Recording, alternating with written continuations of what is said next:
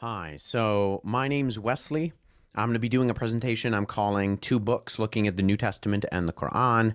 And the reason I'm doing this presentation is because I do Christian apologetics as a career. I'm the Central Canadian Director for an organization called Apologetics Canada, which is a Christian apologetics organization. I'm also a PhD candidate at the University of Toronto in the area of what's called New Testament and Christian origins. And basically what I do is I study the transmission of the early New Testament text and documents from antiquity and the early Middle Ages. And so within that area of study, I've done some comparative analysis work on Christian documents versus other ancient religious documents. Now that includes both Roman, but I've also done some extensive work on the Qur'an, the Quranic documents, and sort of the transmission of the history coming from the 7th century and onwards. And so what I'm going to be talking about in this particular presentation is highlighting what we mean when we talk about the differences between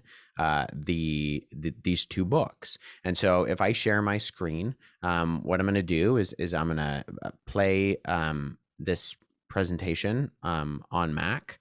And I'm going to look at, in particular, 4 key questions. And those key questions are, what do we see when we look at the transmission of the biblical New Testament?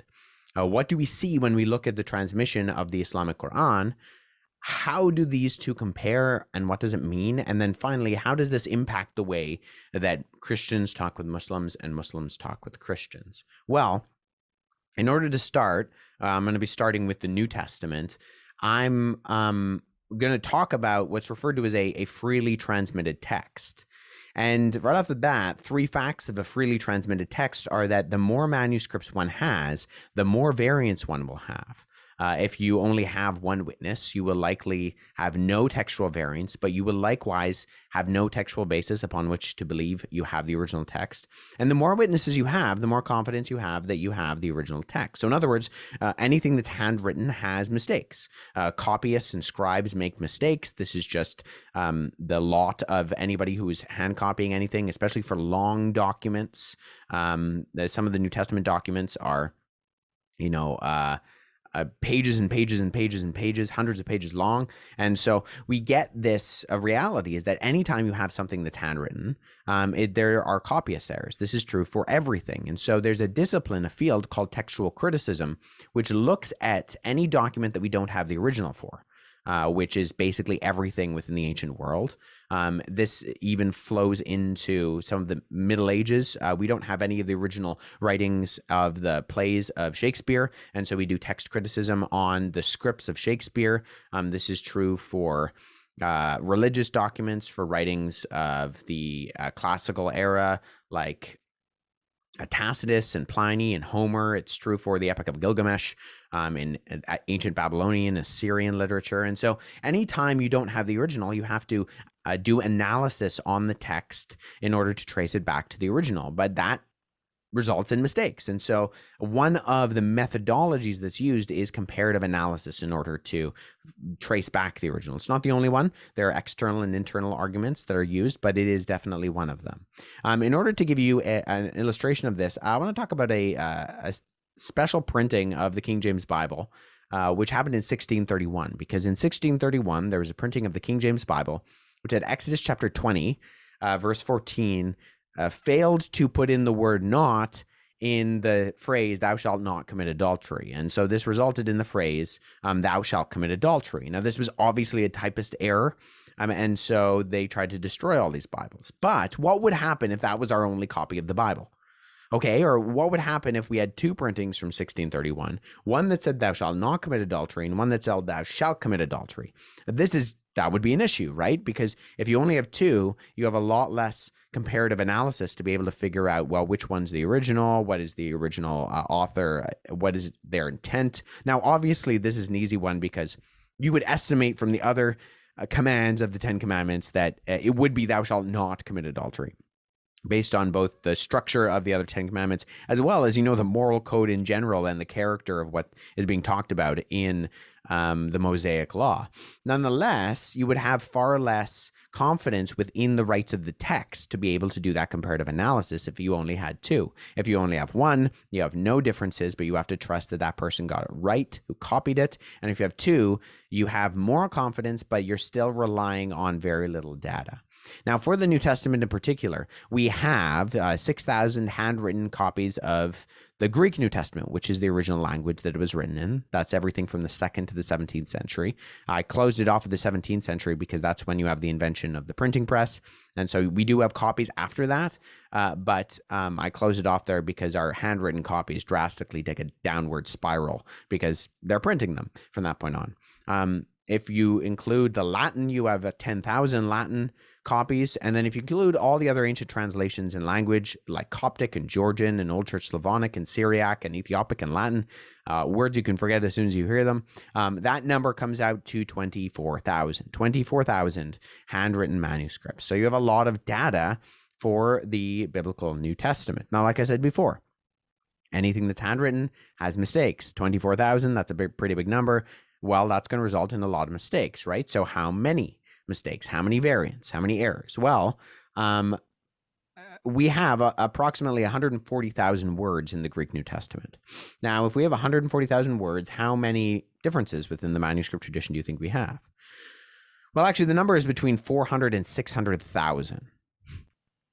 So that seems like bad news right off the bat, right? That doesn't seem like a good situation. We have 3 variants per words. But remember what I was saying before in the sense that the vast majority of these copyist errors are easy to pinpoint. Let me give you an example of one of the most common. It's called the movable nu. Now, nu is the Greek letter N.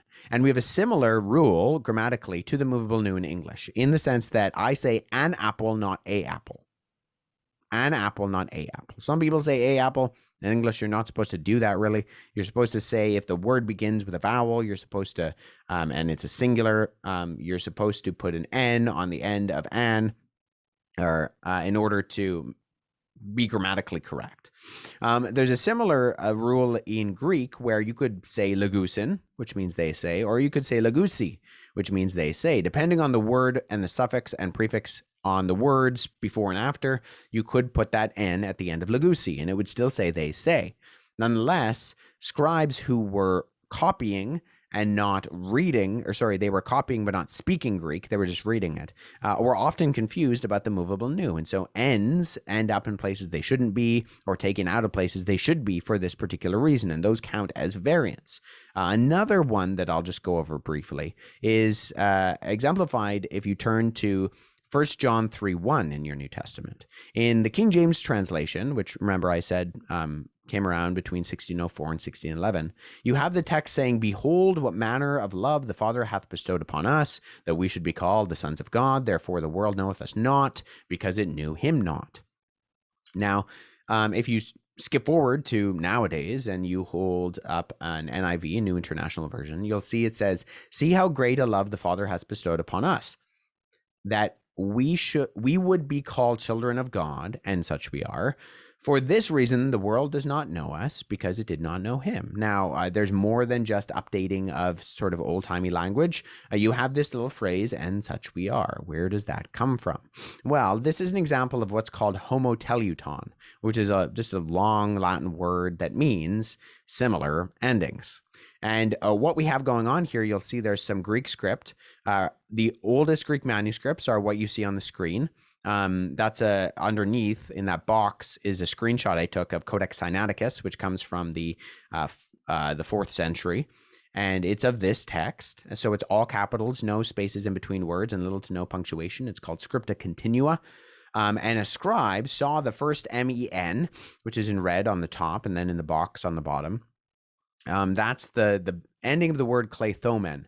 So he saw the word klethomen, and then he wrote the MEN down, went back, but when he went back, he saw the ending of the word esmen. And so he saw the second men, and he continued on from there, effectively cutting out the phrase kai esmen, which means, and we are. And so that is how that variant happened. The text that the King James translators were using was not manuscripts per se, but printed editions of the Greek New Testament.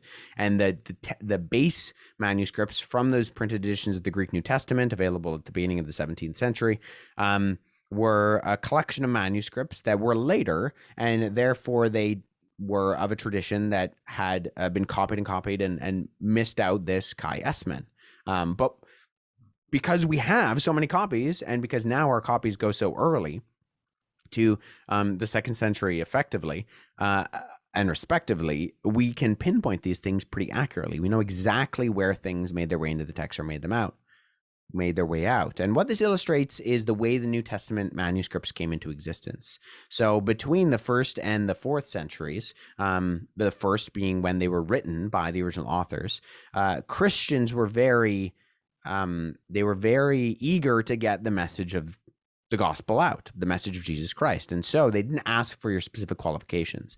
And what this resulted in was that copies spread throughout all the ancient world at the time. And so you had copies in North Africa and in the Middle East, up into Europe, into the British Isles, and into Asia rather, very, very early on within the first few centuries. When this resulted in the fact that no one person or group could have ever controlled the text at any one point in time, because there were copies of these documents buried in the sands of North Africa that someone, say in Greece, if they wanted to, insert something into the text, or they wanted to start editing it or add doctrines or whatever, that would have been effectively impossible, because Christians in North Africa would have disagreed, and there would have been copies that would have been lost that we've actually found now, almost 2 millennia later, that would have revealed that these earlier copies said different things. And what this is called is a free transmission. The New Testament is a text whose transmission is not controlled by an external authority, such as a government, being widely copied without constraint. And so what this results in is the opposite of a controlled transmission, which is a transmission, a text, which is copied under the guidance of an external authority. This also exemplifies what scholars call multifocality. So just think of many focality locations. So it's often asserted that, the Bible is something like a telephone game. I whisper into your ear and you whisper into the next person, and we go down the line till at the end, when the person repeats the phrase that I originally whispered, it's all messed up. Well, that's a single line of transmission. And there are rules to it, right? I'm only allowed to whisper in one person's ear, and so is the person after me, and everybody's only allowed to whisper. And so what this does is it is designed to corrupt the text. But when we look at the history of the New Testament, we see that it was written by multiple authors at multiple times in multiple places by multiple individuals to multiple audiences. And then those are copied at multiple times in multiple places by multiple copyists in multiple locations to multiple audiences. This is levels of multifocality. And as a result, we can look forward to finding even earlier copies, earlier manuscripts of the New Testament documents, as the free transmission of the text has provided us with a solid basis for asserting that we continue to possess the original readings of the authors themselves. Now, what's moving on the screen is P66. It's a 2nd century, late 2nd, early 3rd century copy of the Gospel of John. It's one of our earliest witnesses to the beginnings of John, because with codices, with early books, the beginnings and the ends tended to get very beat up or lost, because they're the ones that are most exposed. But this copy has the beginning of the entirety of the start of John preserved. And if you can read Greek on the screen, you'd see Enarche and Kai Ha Logos.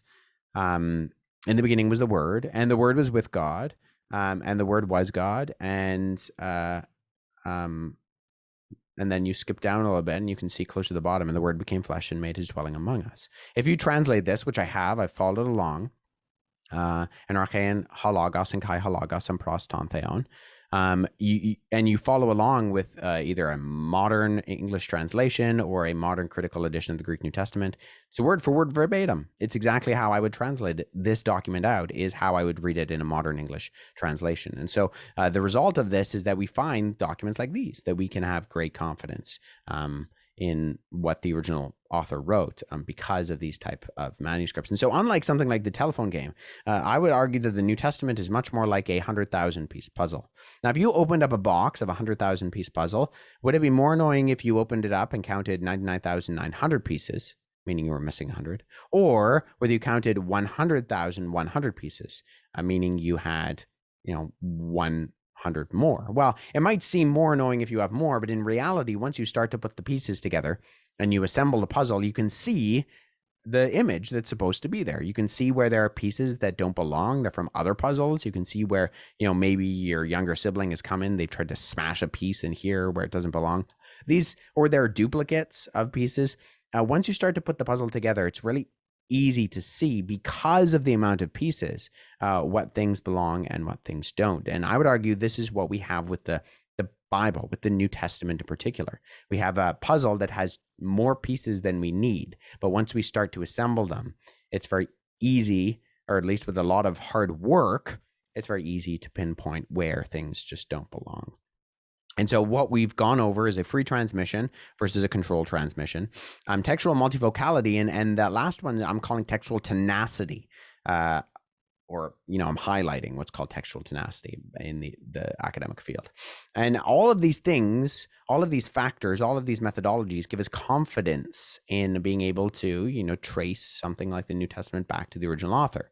There's very little to no argument that we have what the original authors wrote. And even the arguments that we do talk about within textual variants that, mind you, might be significant and copies that are very fragmentary, none of them affect any essential Christian doctrine, and it's never the case that we just don't know what it is. It's almost always the difference between this word or that word, this phrase or that phrase. One of them is the original, and we know this because of the tenacity of the text. And so what we have with the New Testament is what I'm calling a spider web. We don't possess the original any longer. What Matthew, Mark, Luke, John, Peter, Paul, Jude, James wrote. But we do have all of these copies and copies and copies and copies of copies of copies. And because of that, and because they are so early, and some of them are so well preserved, and some of them have a textual origin that goes back even earlier than the manuscript that is being looked at, we can see the spider web, and we can trace all of the lines back to the original. And in one sense, it's a little bit unfair what I'm doing to compare the Bible to the Qur'an, because the Bible is 66 books written over a period of 1,600 years on 3 different continents by 40 different authors in 3 different languages. The major languages are obviously Greek and Hebrew for the New Testament and Old Testament. There are about 13 chapters, particularly in the Old Testament, that are in Aramaic, whereas the Qur'an was revealed and then codified within a period of 25 years as one book in one location, the Arabian Peninsula, by one author. The Muslim will obviously argue that the author is God, but I'm going to go with the argument that the traditional hadith having Muhammad as the author, at least in a very naturalistic way. Although I understand the argument from the Muslim who say that Muhammad was not the author, he was just the mouthpiece of God. And we have an argument from the Quran itself of preservation, right? Surah 15, Ayah 9, indeed, it is we who sent down the Quran, and indeed we will be its guardian from corruption. And so because of this, when you read some of the literature on this topic, you'll get statements like Mazar Qazi, who says Muslims and non-Muslims both agree that no change has ever occurred in the text of the Quran. The above prophecy of eternal preservation and purity of the Quran came true not only for the text of the Quran, but also for the most minute details of its punctuation marks as well. It is a miracle of the Quran that no change has occurred in a single word or a single letter of the alphabet, a single punctuation mark, or a single diacritical mark in the text of the Quran during the last 14 centuries. Now, with all due respect to my Muslim friends, what Qazi is saying here is just incorrect.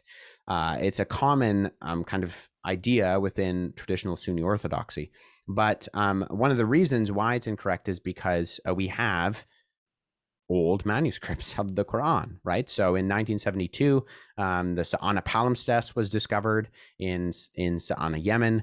They were doing some updates on the mosque in Yemen there, and they kind of poked a hole in the wall, and these manuscripts fell out. And because of the investigative tools we have, we can do things like expose them to ultraviolet and radiocarbon light. And what that showed was that there was actually, this is what's referred to as a palimpsest. There was original copy of the Qur'an. It was washed clean, and then a different copy of the Qur'an was written on top. And we have a different text of the Qur'an underneath, which is shows variation in scribal accuracy from the copy that's written on top. And we have differences within the Quranic text from the Sa'al and palimpsest. In 2015, the Birmingham Quran was discovered, and likewise, this was showed textual variation within the manuscript tradition of the Quran. The Birmingham Quran is very important because it was a late 7th, early 8th century manuscript, which is very, very early. And it likewise showed textual variation. One of my first grad level papers was on analysis of some of the diacritical marks that differed within the Birmingham Quran. Likewise, not only that, but there are actually two different texts of the Quran floating around the world today. 97% of the Muslim world is reading a Huff's Quran, particularly a 1924 Egyptian printing of the Huff's Quran. But I have been to areas of North Africa where the Warsh Quran is being read. And the Warsh Quran, although only 3% of the world reads the Warsh Quran, it differs. It differs from the Huff's Quran. And traditionally throughout Islamic history, there have been differentiations within the copying process of both Warsh and Huff's copies. And so it's incorrect to say there's only one Quran in one sense, because historically there have been a number of iterations and readings and recitations of the Quran. Fred Donner, who's an Islamic scholar and scholar of the ancient Near East at it's University of Chicago, says, Quranic studies as a field of academic research appears today to be in a state of disarray. Those of us who study Islam's origins have to admit collectively that we simply do not know some very basic things about the Quran, things so basic that the knowledge of them is usually taken for granted by some scholars. Dealing with the other texts, they include questions as, how did the Quran originate? Where did it come from? And when did it first appear? How is it written? In what kind of language was it written? What form did it take? Who constituted the first audience? How was it transmitted from one generation to another, especially in its early years? When, how, and by whom was it codified? Those familiar with the Quran and the scholarship on it will know that to ask even one of these questions immediately plunges us into the realm of grave uncertainty and has the potential to spark intense debate. Now, I think actually Donner, although if you read the Quran in its historical context, he's clearly, and I've listened to a number of his lectures, he's brilliant. I think he's a little bit too pessimistic. I would actually give more benefit of the doubt to the traditional Islamic sources in the Hadith and the Sunnah to a certain degree. But the Hadith, I think, actually have more credibility than Donner ascribes to it. But this is actually a mainstream opinion in the Western world. The Eastern world is not really allowed to ask certain questions about the history of the Quran to the same degree that they are in the West. But in North America and Europe in particular, this is the mainstream understanding within the academic world of the history of Islam and the Quran. But I, as I said before, I think it's a little bit more pessimistic. I think if we're just talking about the Hadith for a moment, I'm just going to assume that the Hadith sources, particularly Sahih Bukhari and Sahih Muslim, are correct. And in combing through these, I've compiled sort of a history of the Quran in its revelation. So in 570, what we have is Muhammad being born. The Quran is first revealed in 609, and we have that recorded in a number of places. But particularly in, Bukhari, book 1, we have the story of Muhammad going into the cave and meeting the angel Jibril. And at that point, he's, commanded to recite in the name of your God. And so at that point, you have the start of what is the revelation according to the traditional Islamic sources of the Quran. But Muhammad is in Mecca, which is it's a polytheistic community. And so he's preaching monotheism. And so they don't like that. He runs into some trouble. And so in 622, he flees to Medina. He flees to Medina, but he gains a significant following in Medina, and he goes back in 630 and he overthrows Mecca. Now he does this peacefully. And we have this recorded in Sahih Bukhari, book 5. And so he overthrows Mecca peacefully. He gets rid of all of the idols in the Kaaba. And at that point, you have sort of a Muslim takeover of the Arabian Peninsula. The majority of the Arabian Peninsula during Muhammad's lifetime is then converted by different means. And there's sort of a call to the Christian and Jewish tribes throughout the Middle East to come and recognize the Prophet Muhammad. The majority of them don't. But that aside, Muhammad dies in 632. Muhammad dies. And at this point, the Qur'an has not been written down. There is no evidence from any of the hadith, Sahih Muslim, Sahih Bukhari, or any of the other hadith that you look at that says anything about the Qur'an being written down in its entirety at this point. The Qur'an at this point is a memorized document. There are individuals following Muhammad around. They're called the Qur'an. They're the immediate followers and disciples of Muhammad. They memorize what he's saying. And so you have this period between, 609 and 632, as I said before, that is this period where the Quran is revealed. But Muhammad dies, and then you have, the debate as to who will succeed Muhammad, which starts, the origins of the Sunni Shia debate. Granted, there's a lot more that goes into that is developed over the decades and centuries. But you also have individuals, tribes within the Arabian Peninsula. They find out Muhammad's dead, and they basically say, okay, well, we're not Muslims anymore. We never really were. We just, didn't want to suffer penalties for not converting. And so then you have a period which is recorded in a number of Islamic sources, traditional Islamic sources. There's a good recounting of it in the Sirat Rasul Allah by...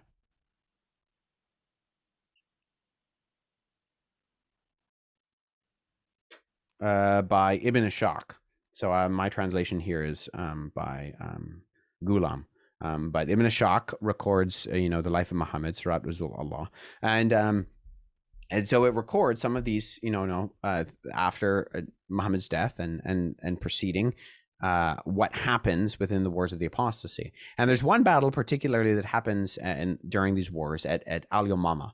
And at Al-Yamama, we have this recording of quite a few of the Muslims, the Qur'an, who had memorized the Quran, dying. And so the Caliph at the time, Abu Bakr, his advisors come to him and they basically say like, we're going to be in trouble because these people are dying and we will lose the Quran. And so this starts a period of collation of what happens to be the Quran. And so you have quotes that you find like Ibn Abu Dawood, who says, Umar was once looking for the test of a specific verse of the Quran. He vaguely remembered. Oh, sorry, I'll go back to that. That was my mistake. We're right here. Umar was once looking for a test of a specific verse of the Quran. He vaguely remembered. To his deep sorrow, he discovered that the only person who had any record of that verse had been killed in the Battle of Yamama, and that the verse was consequently lost. That's in Sunan Abu Dawood, Kitab al-Mishhaf. And so that's said. Ibn Umar, recorded in As-Sayuti, says, let no one of you say that he has acquired the entire Quran, for how does he know that it is all? Much of the Quran has been lost. Thus let him say, I've acquired what is available. Now this is Ibn Umar, who's the son of the second Caliph and the brother of the Prophet Muhammad. And so you have these kind of statements being said because the Quran is oral at this point in time. It's not a written document. It's a memorized document. And so this starts the process at the Battle of Yamama.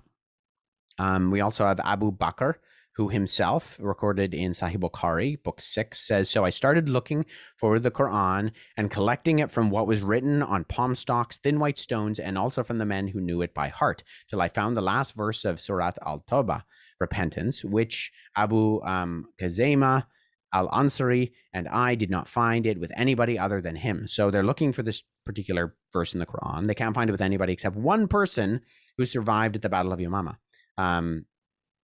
And so that means that there were verses that were only memorized by one particular individual that were like known in the community, but there was only one person who had it. What's to say that there weren't other verses like that? And so starting with Abu Bakr, you have this period which ends with Uthman. And Uthman, the other caliph, in 635, starts a process where his advisors come to him and they say, save this nation before we differ about the book, talking about the Qur'an, as the Jews and Christians did before us. That's Sahih Bukhari. And so you have this, period of time where Uthman is realizing that Abu Bakr started this process of collation, but the problem is now they have written Qur'ans that differ with one another because people are remembering things slightly differently. And there's a record of Qur'ans being longer with some people and shorter with others. And so this is a period that scholars of the ancient Near East and Islamic history records as being referred to as the Uthmanic revision, where Uthman collects all of these copies, he standardizes the text, and he destroys the differing copies. There's a later writer, Al-Hindi, in the 9th century, who I think this is a little bit hyperbolic, but this is kind of the narrative of how this happened. Heavy penalties were threatened against the disobedient. All the leaves they could secure were shredded and boiled in vinegar till they were sodden. Nothing remained, not even the smallest fragment that could be deciphered. This is talking about the Qur'ans that differed from Uthman's. Ubay ibn Ka'b, who was one of the immediate companions of Muhammad, said, Umar said, Ubay was the best of us in the recitation of the Quran, yet we leave some of what he recites. So he's one of the best reciters, but they're leaving out some of what he recites, what he's remembered from the Prophet Muhammad reciting.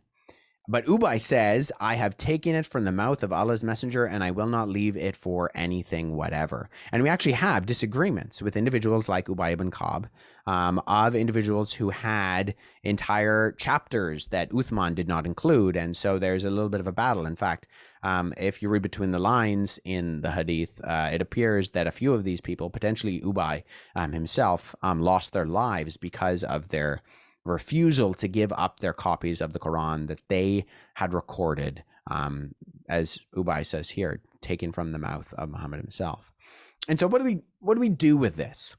Well, if you remember, the free transmission of the New Testament has a number of factors, one of which is that there is no centralized authority who's controlling the text, which means that in one sense, it's annoying because you have all these copyist errors, but in another, it allows us 2,000 years later to compare the copies and do internal and external analysis to be able to have a lot of confidence in the text. That is not what we have with the Quran. What we have with the Quran is a oral document, right, in its originality that was memorized by the immediate followers of Muhammad. And then we have not a spider's web, but a single thread, where there's a little bit more differentiation at first, but then it's standardized. This is literally the difference between a controlled transmission and a free transmission. And the reality of this is that it allows scholars, and this is why guys like Fred Donner say what he says, very little confidence to be able to trace the original text back, because you have to trust that Uthman got it right. And a lot of the Qur'an, a lot of Muhammad's own immediate followers said Uthman did not get it right. And so we have the hadith themselves, the Sahih hadith, the reliable hadith, even recording individuals who were companions, immediate companions of Muhammad, declaring Uthman's text is not what they heard from Muhammad. But Uthman's text, or a version of it, a 1924 Egyptian printing of the Huff's version of it, is what modern Muslims read today. It is. There's no debate about that. And so the problem with that is that there is very little to no transparency and very little confidence that we have what originally came from Muhammad's mouth. If you look at a Greek New Testament, so this on the screen is a critical edition of the Greek New Testament. I have a number of them behind me. These are all critical editions of the Greek New Testament. What you have on the top is the Greek. This is a section of Matthew chapter 5. And you have the Greek up there, and underneath you have what's called the critical apparatus. This is a documentation of all the differences that would affect translation. Anybody can buy one of these. You can go on Amazon and get them. You can get your local Indigo to order one. In fact, if you are studying Greek, you can just call the United Bible Society and they'll just send one to you for free. This is the history of the New Testament text. We are not hiding anything. We're not. Everything's transparent. You can look at the readings yourself. Any true variant that affects translation will be mentioned in any modern translation as a footnote. And because of this, there is transparency. There's an ability to see what the history of the text looked like and how it was changed over time. And that gives us confidence to look back and see, how we can compare and trace the original text back. There's no critical edition of the Quran. There have been attempts to sort of do it. One of my personal friends, Andy Bannister, who has a PhD in Islamic studies from Oxford University and does computer coding. He's been on the team that's working on software it's called the Quran Gateway, and it is an attempt to try to start this. But we have 2,000 years, 1,800 years, arguably, of textual critical conversations with the New Testament, of comparative analysis. The textual criticism of the Quran has really only started in the last 50 years. And it's even closer to the latter half of the 50 years. And so there's very little to go off of in order to be able to accurately represent what the original text means. What does this mean? Okay. I think what it means is that we can have confidence in the text of the New Testament, not in spite of the evidence, but because of it. And the Quran has much, much less on its side in terms of multifocality and tenacity and therefore reliability as a whole. This is the conclusion of almost every Islamic scholar in the West who analyzes this information. Why? Because if we apply the same standards to the New Testament or to Homer or to, the author of Gilgamesh or to the Canterbury Tales, if we use the same methodology and say we can be sure that what we have is what the original is an almost exact, if not exact, representation of what the original author said, and we apply that same methodology to the Quran, what we see is a controlled transmission. We see very little to no multifocality. We see very little to no tenacity. And therefore, our ability to have confidence that what we have is what the original was is very, very low. And that includes all of the internal and external sources in the Hadith that say a number of times by the companions of Muhammad that there were differentiations in the earliest recitations of the Quran, significant differentiations to the point of chapter differences. So how does this impact the way Christians and Muslims talk with one another? Well, I think we can see from the history, and I've only skimmed the surface, that the Quran has a history. The Quran has human fingerprints all over it in terms of its codification, in terms of the Uthmanic revision, in terms of the fact that what is read today is a 1920s printing, which was not a compendium of scholars, but just that's the printing that ended up happening and getting printed most often. And the Quranic transmission compared with the New Testament reveals that one is ultimately far more reliable. And with all due respect, my Muslim friends, that is the New Testament. And so as just kind of like an appendix, what I want to do very quickly is I want to show you an example. I have on the screen, unfortunately, I was trying to get pictures of the manuscripts themselves, but if you're able to trace them down, the standard 1924 text and translation of Surah 3, Ayah 158 says, whether you die or are martyred, all of you will be gathered before Allah. Okay.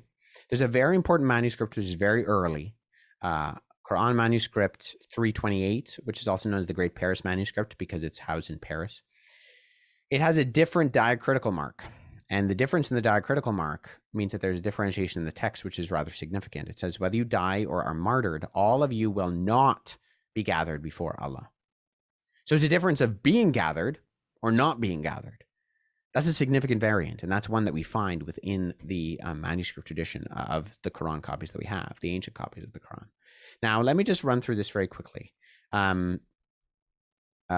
for my Muslim friends. Now, I realize there's a little bit of an issue going on with my the screenshots of my Arabic. They're not quite exactly right, but if you can forgive me for that at the moment, just notice that. Surah 3:3 says, "He has sent down upon you, O Muhammad, the book and truth, confirming that which was before it, and he revealed the Torah and the gospel." So here we have one of the iterations within the Quran itself that the Torah and the gospel are revealed. They're revealed by God. They're used with the Arabic word natsal, means sent down, which is the same word that the Quran uses for itself. The gospel and the Torah, once again, say, O people of the scripture, you are standing on nothing until you uphold the law of the Torah and the gospel. And what has been revealed to you from your Lord, and what which has been revealed to you from your Lord will surely increase, many of them in transgression and disbelief, so do not grieve over the disbelieving people. So once again, we have another declaration that the Torah and the gospel are sent down. You know, they're inspired by God. Muhammad is said, if he has doubts, to look to the Christians and Jews in Surah 10:94. So if you are in doubt, O Muhammad, about that which we have revealed to you, then ask those who have been reading the scriptures before you. The truth has certainly come to you from your Lord, so never be among the doubters. So basically, if Muhammad has doubts, go to those who had the books before you. Who are those that had the books before you? Well, the Torah and the gospel are already the ones that have been highlighted in the Quran as that which are the books that were revealed before. Likewise, nobody can change God's words, right? Say then, is it other than Allah I should seek as judge, while it is he who has revealed to you the book explained in detail? And those to whom we previously gave the scriptures know that it is sent down from your Lord in truth, so never be among the doubters. And the word of your Lord has been fulfilled in truth and justice. None can alter his words, and he is the hearing, the knowing. So nobody can change God's words, and that's in context to the previous scriptures, which are mentioned in Ayah 114. Now, we know exactly what the gospel and the Torah look like in this time frame, in the 7th century. In fact, here's a copy. It's Syriac. It's from Syria. Syriac is a version of Aramaic of the Gospels and some letters of Paul, and then includes the Old Testament letters, specifically Nehemiah, of the prophetic writings. But I've done analysis on Codex Ambrosianus. It reads identical with, minor variation to what I have in my modern English translations. We know what the gospel was in Muhammad's day. And so when the Quran in the 7th century is talking about the Injil and the Torah, the gospel and the Torah, we know what that looked like. And so in order for it to be an effective revelation, it has to be effective in communicating something that would actually have made sense to the original audience. And so we know what the gospel looked like in 7th century. We know what it looked like in the 2nd century. We know what it looked like now, and looks like now. And so it's problematic if what your reaction to this is saying, well, that's not the same gospel. That's not the same Torah as we have today. It's been corrupted. Well, I'm afraid the evidence doesn't show that, and we actually know what the al-Injil, the people of the gospel, were reading in Muhammad's day when those words were spoken. Likewise, Christians in Surah 5, Ayah 46 and 47, are said to judge by the gospel. It says, and we sent down, following their footsteps, Jesus, the son of Mary, confirming that which came before him in the Torah, and we gave him the gospel, in which was guidance and light, confirming that which preceded it, of the Torah as guidance and instruction for the righteous. Now, this is the kicker. And let the people of the gospel, the al-Injil, that's me, right? I'm a Christian. I'm a person of the gospel. Judge by what Allah has revealed therein, and whoever does not judge by what Allah has revealed, then it is those who are the defiantly disobedient. My Muslim friend, if you're listening to this, I do not want to be the defiantly disobedient before God. However, if I take this seriously as a person of the gospel, and I judge by what Allah has revealed therein, in the context of that is the gospel, and I judge the Quran by the gospel, I find the Quran false. I find it false. And we see, I think, this stream. We have the Torah, which is given to Moses, and then we have the gospel, which is given to Jesus, which confirms the Torah, and then we have the Quran, which is given to Muhammad, which is confirms the previous revelations.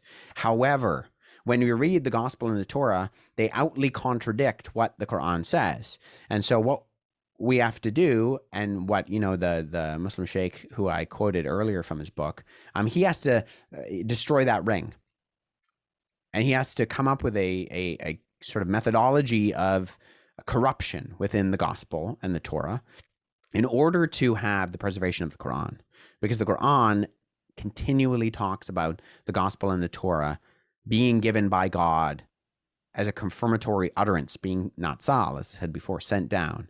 That's problematic. That's problematic for the traditional Islamic narrative. We know what the Christians were reading in Muhammad's day. In order for these types of commands to be effective and understood by Christians, then it would have to have been the gospel and the Torah that the Jews and the Christians were reading then.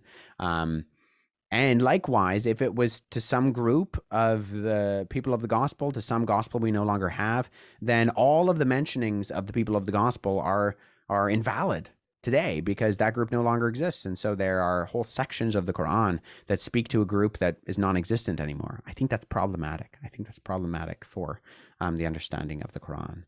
So if you do away with that link, you have to get rid of the others, which I think actually invalidates the argument the Quran itself is trying to make. So I hope that makes sense. Thank you so much for taking the time to watch this if you've gotten this far. My Muslim friends, I hope this has encouraged you. Go back, check my sources, read the Hadith, read Sahih Bukhari, read Sahih Muslim, look up those verses that I talked about, and look into the history of the New Testament. I think, with all due respect, as an academic within this field, when we analyze the data, the exact same methodology by which we know that the New Testament is accurate, reliable, historical, is the exact same we know the Quran isn't.